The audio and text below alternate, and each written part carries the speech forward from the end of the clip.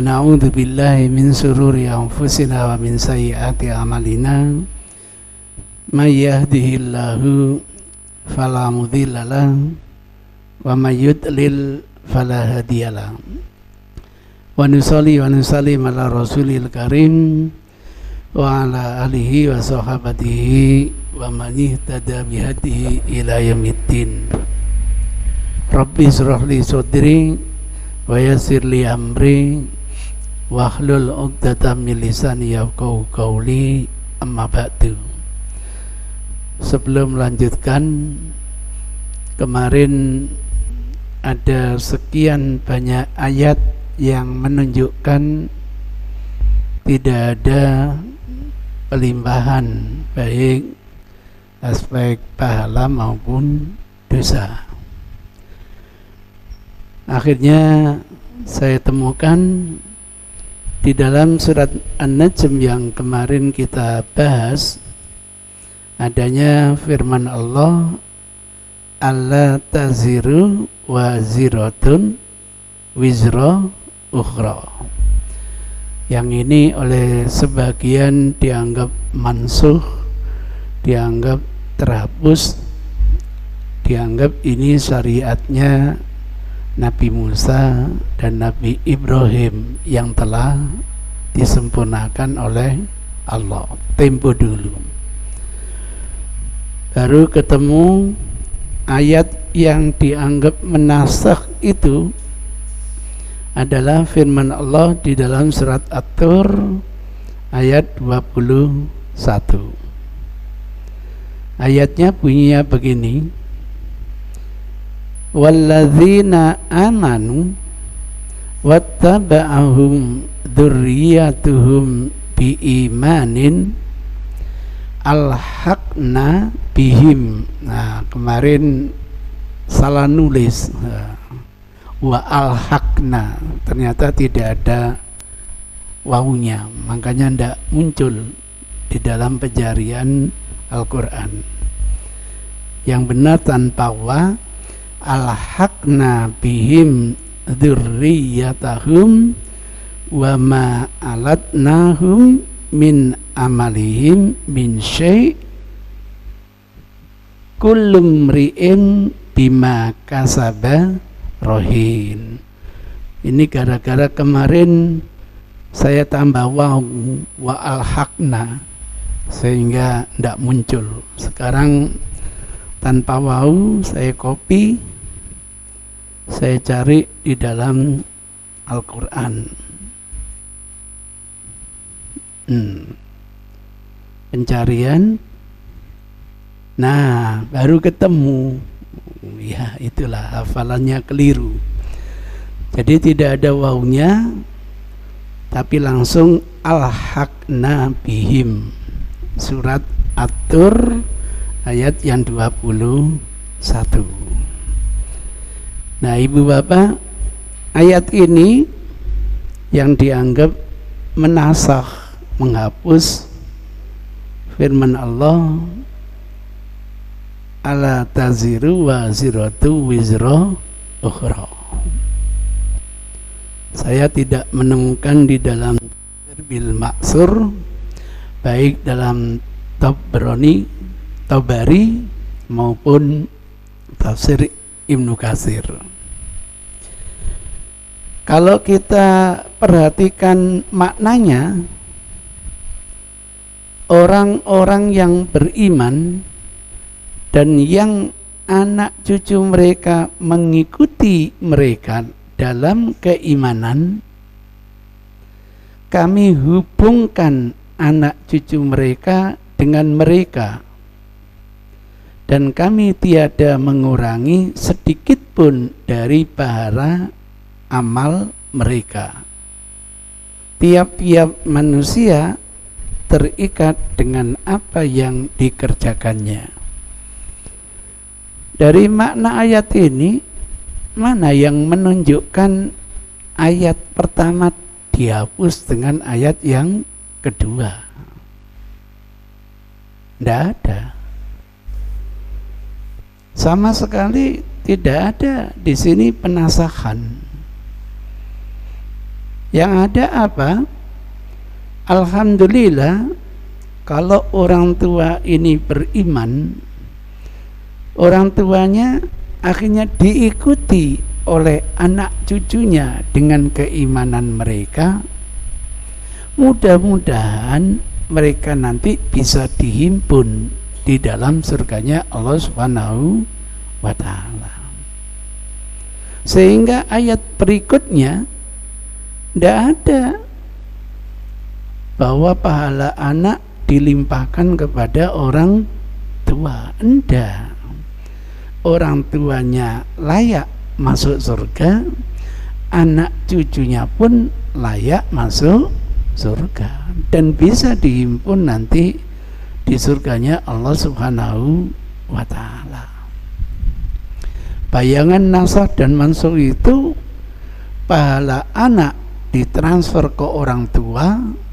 Sudahlah ya, pahala saya hadiahkan sampean mlebu surga, biar saya di neraka. Bayangan saya begitu. Enggak. Baik orang tua maupun anak, karena sama-sama beriman, mudah-mudahan dengan kebaikan setiap orang tua dan anak bisa memasukkan ke dalam surga. Dan mereka akhirnya dihimpun oleh Allah dalam surganya Allah Subhanahu wa ta'ala. Itulah sebabnya pada ayat berikutnya, dan kami tiada mengurangi sedikit pun dari pahala amal mereka. Anak punya pahala ditetapi oleh Allah, orang tua punya pahala ditetapi oleh Allah. Tidak ada di sini ayat yang menunjukkan pahala anak dikirim, dihadiahkan kepada orang tua. Tidak ada. Ini mempertajam, tidak mungkin ayat ini menasakh ayat surat An-Najm ayat 38. Dan andaikan ayat ini dinasakh, kita masih punya 4 ayat yang semakna, yang itu ternyata bukan untuk umatnya Nabi Ibrahim dan Musa saja, tapi justru untuk umatnya Nabi Muhammad sallallahu alaihi wasallam. Mudah-mudahan tambahan penjelasan ini mempertajam tidak adanya pelimpahan pahala. Ada pertanyaan katanya. Oke, silakan. Baik Ustadz, ini ada pertanyaan dari jamaah online kita yang ada di channel YouTube. Iya. Ini atas nama @Abdullah bin Somo 42. Masya Allah. Ini menanyakan perihal pertemuan kita tentang samakah zikir dengan wirid. Ataupun pertanyaan sebagai berikut. Bismillah. Mohon izin Ustadz untuk bisa dijelaskan hadis sahih Muslim tentang Nabi yang mendatangi orang-orang yang terbunuh dalam perang Badar, seperti Abu Jahal, Umayyah, Uqbah dan Saibah. Beliau menanyai mayat-mayat tersebut. Dan juga saat Nabi kembali dari Uhud melewati kubur sahabat Mus'ab bin Umair, beliau menyatakan tidaklah seorang pun yang mengucapkan salam kepada mereka kecuali mereka akan membalasnya sampai hari kiamat. Dalam tanda kurung Al-Mustadrak. Itu Ustaz. Sekian. Kok kurang jelas saya. Jadi pada waktu terjadi perang Badar, orang tokoh-tokoh kafir Quraisy itu terbunuh. Oke. Setelah itu ini dijelaskan bahwa tentang Nabi yang mendatangi orang-orang yang terbunuh dalam perang Badar tersebut. Kemudian di sini disampaikan bahwa beliau menanyai mayat-mayat tersebut. Oh, paham saya sudah. Ya. Jadi siapapun boleh bertanya. Ini bangga yang lihat channelnya juga ikut terlibat. Sayang kita belum punya teknologi langsung bisa tanya ya. Iya. Di beberapa masjid, alhamdulillah yang ikut sampai ke Malaysia, sampai ke Brunei itu langsung interaktif. Saya tidak tahu teknologi apa yang digunakan. Terima kasih bagi teman-teman yang mengikuti dan boleh bertanya, bahkan boleh mengkritik. Nah, itu sebab saya sebagai manusia biasa tentu tidak luput dari khilaf. Bagi teman-teman yang lebih mengerti, tolonglah diingatkan biar saya tidak salah lagi, begitu. Ada kasus yang menarik. Ini ceritanya sebelum terjadi perang Badar. Rasul itu pernah sholat di samping Ka'bah. Lah kok tokoh-tokoh jahiliyah itu kayak humpimpa. Siapa yang berani meletakkan urinya unta, kotoran unta di pundak Muhammad ketika nanti dia sujud? Nah, kayak humpimpa begitu. Akhirnya benar. Ketika Rasul sujud, kotoran unta itu diletakkan di pundak Rasulullah Sallallahu Alaihi Wasallam, sehingga Rasul tidak bangkit dari sujudnya sampai Fatimah binti Rasul, masih kecil pada waktu itu ya, putri dari Khadijah ya, Fatimah ini yang membersihkan kotoran dari ayahandanya ini. Apa yang terjadi? Habis sholat, Rasul mendoakan celaka kepada tokoh-tokoh yang mengganggu sholatnya Rasul. Bayangkan, satu-satu nama disebut oleh Rasul. Jadi setiap nama mereka didoakan kehancuran oleh Rasulullah. Akhirnya survei membuktikan pada waktu perang Badar, semua tokoh yang pernah mengganggu Rasul mati sangat menggenaskan. Nah, kisah berikutnya ketika Rasul pergi ke Mekah, ini diduga tahun 8 Hijriah atau mungkin tahun 9 Hijriah, Rasul sempat melewati Qoli Badri ini, sumur tua tempat tokoh-tokoh itu dimakamkan, namanya Qolibu Badrin. Bapak Ibu, ada kejadian yang menarik. Di hadapan jenazah itu Rasul qomat kamit. Tanda apa? Tanda dialog dengan penghuni makam. Di hadapan sumur tua pemakaman tokoh-tokoh Badar itu, Rasul qomat kamit. Kesan sahabat, Rasul sedang dialog dengan penghuni makam. Dan benar, akhirnya Rasul yang cerita kepada sahabat. Saya tanya mereka, hal wajadtum ma wa'ada rabbukum haqqan? Apakah kalian sudah mendapatkan hak janji dari Allah yang namanya azab kubur itu? Ini luar biasa, ini hadis yang jelas menunjukkan adanya azab kubur. Kalau mereka menjawab, bala qad wajadna ma wa'ada rabbuna haqqo, benar, kami sedang mendapatkan janji siksa dari Tuhan dengan hak. Nah gitu. Tapi jangan dibayangkan Rasul ngomong kemudian jenazahnya menjawab. Enggak, keliru gitu. Karena Rasul tampak qomat kamit. Umar itu orang cerdas. Tanya kepada Rasul, lima tukallimu ajsadan la arwaha fiha ya Rasulullah.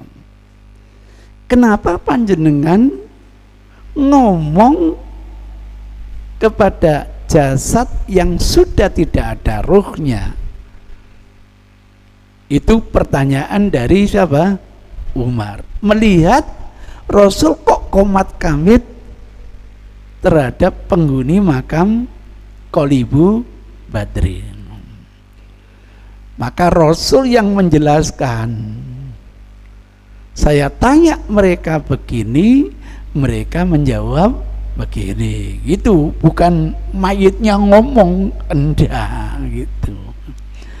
Begini Umar, saya tanya mereka, hal wajadtum ma wa'ada rabbukum haqqan? Mereka menjawab pertanyaan saya, bala qad wajadna ma wa'ada rabbuna haqqan. Hadis ini waduh ada di Bukhari, terulang beberapa kali. Di Muslim juga muncul. Hadis ini bukan hanya hadis sahih, tetapi atasnya sahih banget gitu. Itu ceritanya. Nah, mulai dinalar. Kalau dialog itu satu arah atau dua arah? Dua arah. Kalau mayit itu diajak dialog, berarti mayit itu mendengar atau tidak?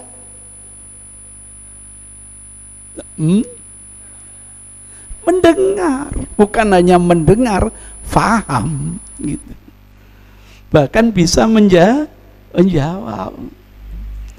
Pertanyaannya, siapa yang bilang mayit itu tidak bisa mendengar gitu loh. Sampai ada mubalek kondang yang tidak percaya, silakan mati. Tuh, nek wis mati lah kayak iso cerita gitu. Itu ceritanya.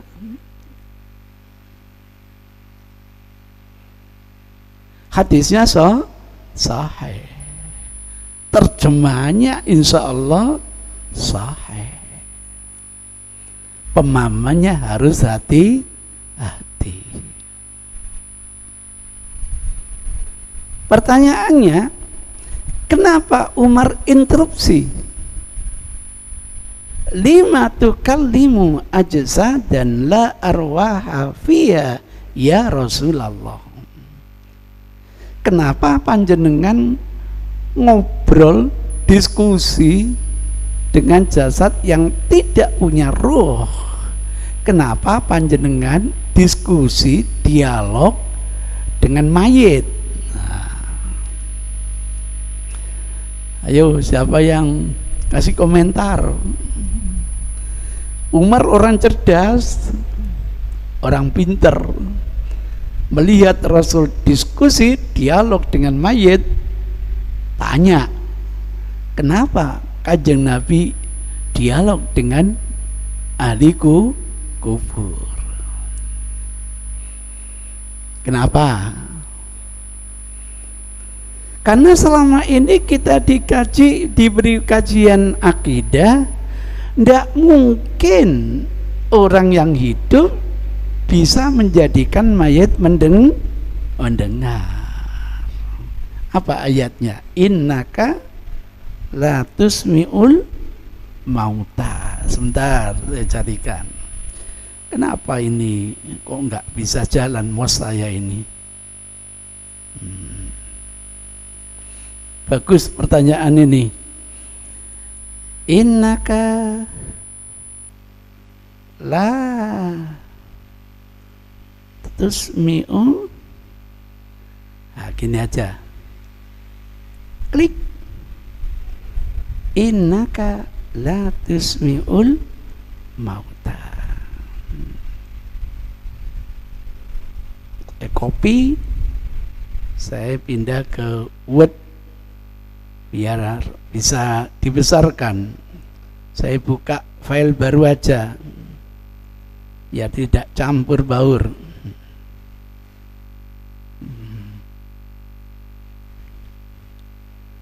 Nah, kelihatan dari belakang, innaka sesungguhnya kamu wahai Muhammad, la tusmi'u tidak akan bisa menjadikan mendengar al-mauta mayit.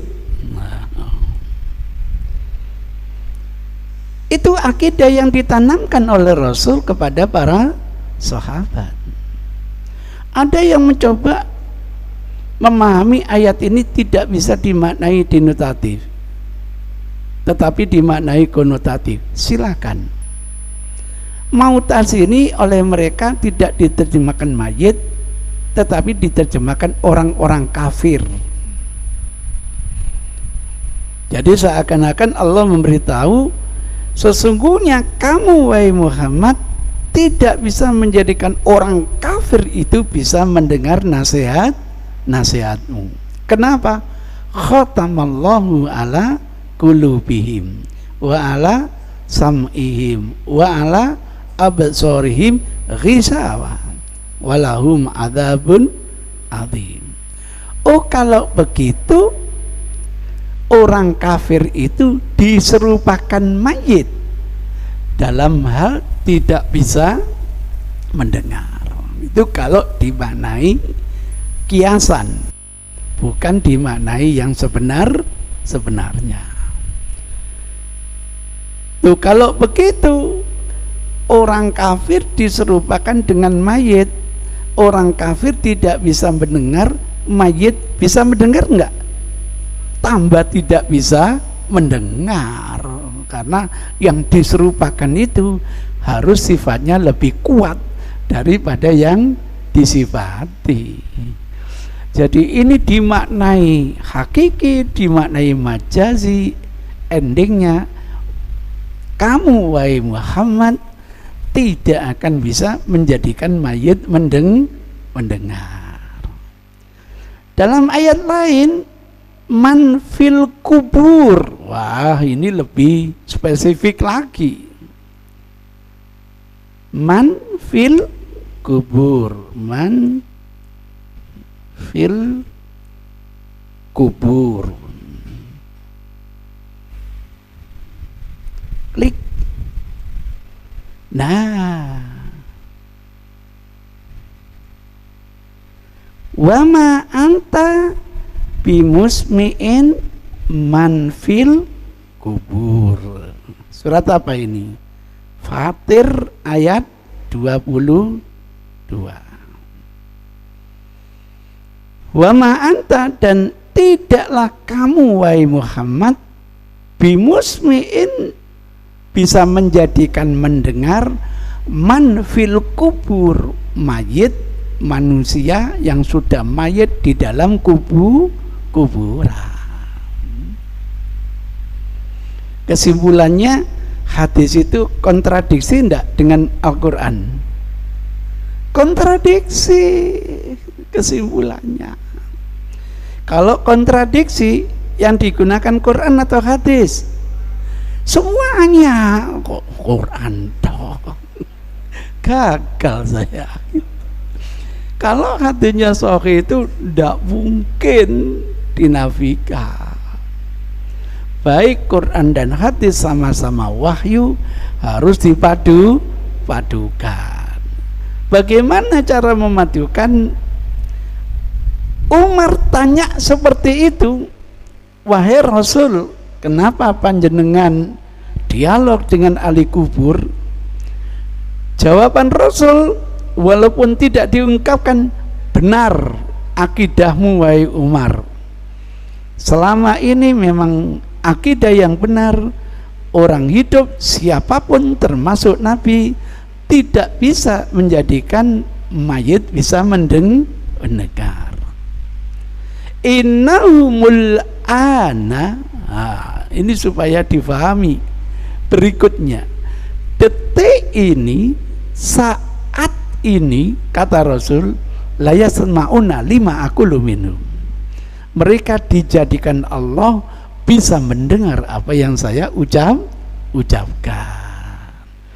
Kalau begitu, ini bagian dari mukjizat, bukan syariat. Kalau syariat kita bisa ikut, kalau mukjizat itu spesial miliknya Rasul. Makanya oleh Imam Bukhari tidak dimasukkan bab ziarah kubur gitu. Ini masuk bab khawarikul adat, bab kemukjizatan Rasulullah Sallallahu Alaihi Wasallam. Dan supaya diketahui, setelah itu tidak pernah lagi terdengar ada riwayat Rasul diskusi lagi dengan ahli kubur. Itu ceritanya. Dengan demikian kesimpulannya, mayit bisa mendengar? Enggak. Hanya dengan mukjizat akhirnya dibuat mayit itu bisa menjawab pertanyaan Rasul. Ini namanya khususiyah. Jadi itu hadisnya sahih, dan ini sebagai peringatan bagi kita kalau selama ini ditanamkan keyakinan adab kubur. Qatadah kasih komentar, ini membuat kita hakul yakin adanya namanya siksa kubur. Kita bukan lagi yakin adanya siksa kubur, meningkat menjadi hakul yakin. Dan hadis ini sama sekali tidak bertentangan dengan Al-Quran. Maka tolong teman-teman kalau berdalil dengan hadis ini supaya diambil secara utuh. Jangan hanya terbukti Rasul dialog dengan ahli kubur. Kalau saya lanjutkan, apakah adanya dialog itu otomatis dua arah? Tidak. Umar dialog dengan Hajar Aswad. Ente itu barang hitam, sudah batu hitam lagi. Kira-kira layak ndak dicium? Layak ndak dicium? Sudah batu hitam pisan. Nek putih masih mendingan gitu. Kalau bukan aku menyaksikan Rasul mencium kamu, nggak bakalan aku mencium kamu. Apakah dengan dialognya Umar dengan Hajar Aswad, Hajar Aswad bisa mendengar? Enggak, sama sekali dialog itu tidak otomatis dua arah. Alhamdulillah. Itu jawabannya. Jadi hadisnya sahih, terjemahannya sahih, pemahamannya harus ekstra hati-hati. Kenapa? Berangkat dari keyakinan mayat bisa mendengar, ini biang dari berbagai kemusyrikan. Saya khawatir ditakdirkan menjadi orang hebat kayak saya ini, Syekh Abdul Qadir Jailani misalnya, atau saya kayak Syekh Rifai, kemudian saya meninggal, bapak ibu ziarah ke makam saya, diskusi dengan saya, Syekh Zainuddin onopo,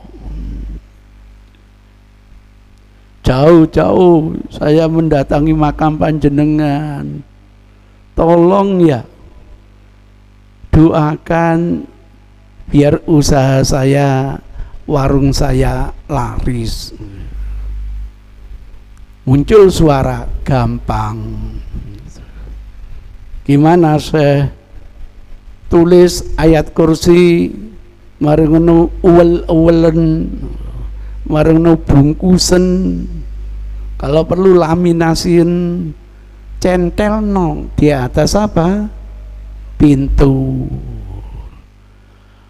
Ulang dari ziarah Syekh Zainuddin MZ, mulai nulis ayat kursi diuwel-uwel, bungkus, dicentelno di pintu usaha. Laris apa tidak? Laris. Kok bisa laris?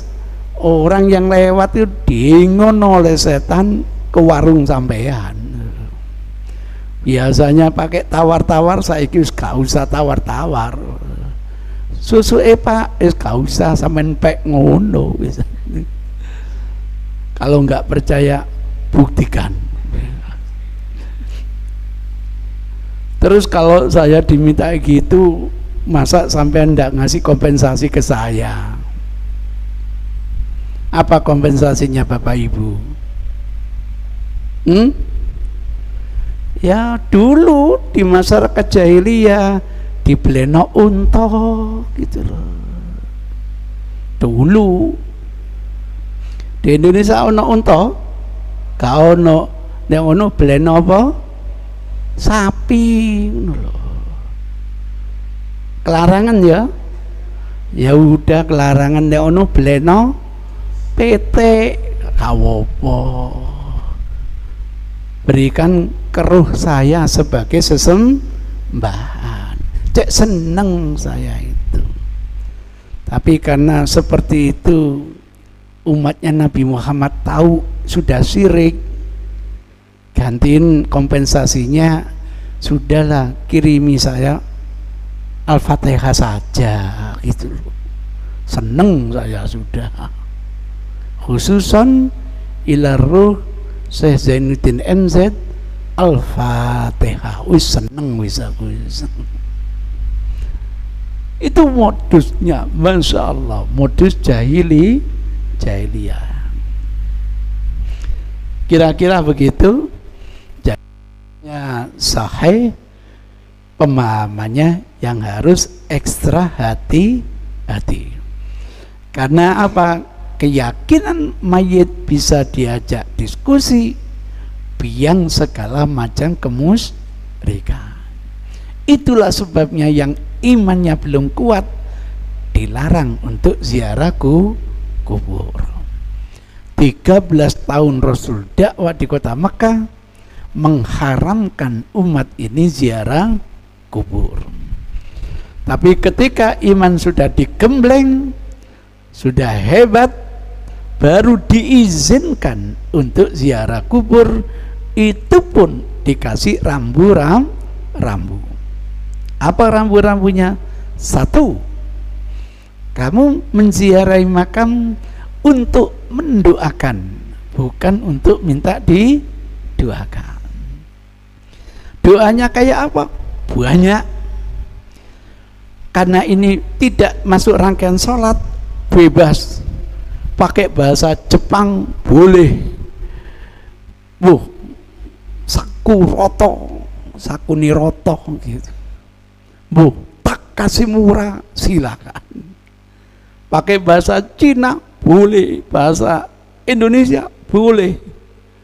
Pakai bahasa Rasul mudah-mudahan lebih afdal. Allahu warhamhu rimna ajrahu wala taftinna ba'dahu waghfir lana walau. Silakan. Banyak doa yang diajarkan oleh Rasulullah Sallallahu Alaihi Wasallam. Yang kedua, liyazdad ihsanuka ila ihsanika, biar nilai kebaikanmu makin bertambah. Bagaimana? Ketika seseorang menziarahi makam bapaknya, teringat biografi bapaknya. Masya Allah, bapak dulu ketika hidup suka sedekah. Saya selaku anak pingin kayak bapak, lebih banyak apa? Sedekah. Bapak dulu sukanya tahajud, saya pingin suka tahajud seperti orang tua. menambah nilai apa? Kebaikan. Jangan dibalik. Bapak dulu sukaannya tombokan loto. Saya harus jadi bandare. Oh, kewalik. Kalau yakin bapaknya dulu tombokan loto, yakini bapak sedang diadab Allah. Saya enggak ingin kayak bapak. Jangan coba-coba saya ngikuti keburukan orang tua. Pulang menambah kebaikan. Yang ketiga klimaknya litudzakirkumul akhirah, agar bisa mengingatkan kamu akan kehidupan apa? Akhirat. Kalau orang hidupnya selalu ingat kematian, ingat akhirat, apa artinya keilmuan yang banyak kalau keilmuan itu tidak didermakan untuk kepentingan umat? Apa artinya harta ditumpuk-tumpuk seperti ini kalau hak Allahnya masih kita cekedem? Itu nanti akan menjadi bahan bakar api di neraka. Indah kalau orang hidup selalu ingat akhirat. Itu hebatnya Rasul. Tidak dilepas sekarang saya izinkan, tetap dibimbing dengan rambu-rambu yang ketat, agar begitu pasca diizinkan tidak masuk dalam amalan jahiliyah.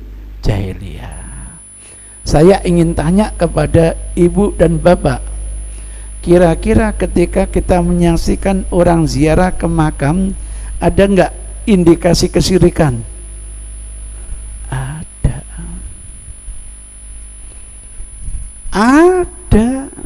Maka tugas kita mengingatkan mereka. Bukan kita melarang ziarah kubur, enggak. Kita bimbing mereka ketika ziarah kubur adalah ziarah yang syar'i, yang sesuai dengan tuntunan Rasulullah Sallallahu Alaihi Wasallam.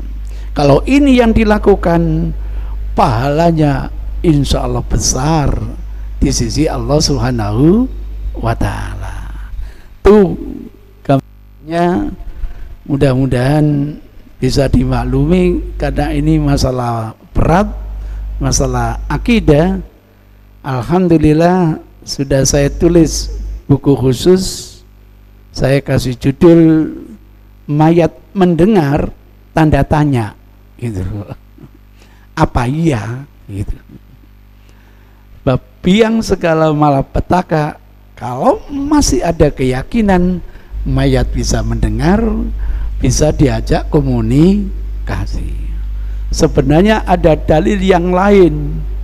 Misalnya, Ustadz, pertanyaan berikutnya, kalau kami mengucapkan salam kepada mayit, bukankah secara nalar mayit mendengar, Ustadz? Kan gitu. Bahkan mayit menjawab, kan gitu. Dari mana hadisnya? Mengucapkan salam itu mendoakan. Kalau mendoakan kepada Rasul, mengucapkan salam, ada jaminan dari Rasulullah, ditablikkan kepada Rasul. Pak Harto sudah wafat atau masih hidup? Pak Harto siapa gitu? Presiden Soeharto sudah wafat.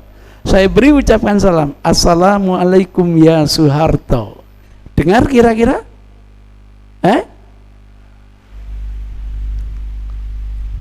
Masya Allah. Enggak, salam itu mendoakan. Jadi jangan sampai ada keyakinan ketika saya menziarahi bapak saya ucapkan salam, bapak saya mendengar. Jangan. Sebab kalau ada keyakinan gitu, muncul pertanyaan, terus bapak jawab salam, hukumnya apa? Wajib. Orang sudah ndak mukallaf, ingkoto'a amaluhu, kita bapak gak jawab salam kudu solo sampean, subhanallah. Enggak. Kita membahas salam itu mendoakan. Kalau ketemu, tolong yang didoakan menjawab yang lebih baik.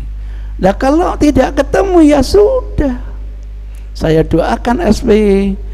SBY tidak ada tuntutan untuk mendoakan saya, karena memang tidak dengar. Begitulah persyariat Islam. Jadi sekali lagi, tidak berarti mengucapkan salam kepada mayit itu diartikan mayit mendengar, enggak. Sebab kalau mayit mendengar itu nanti konsekuensinya hukumnya mayit menjawab salam jadi ribut. Nah gitu.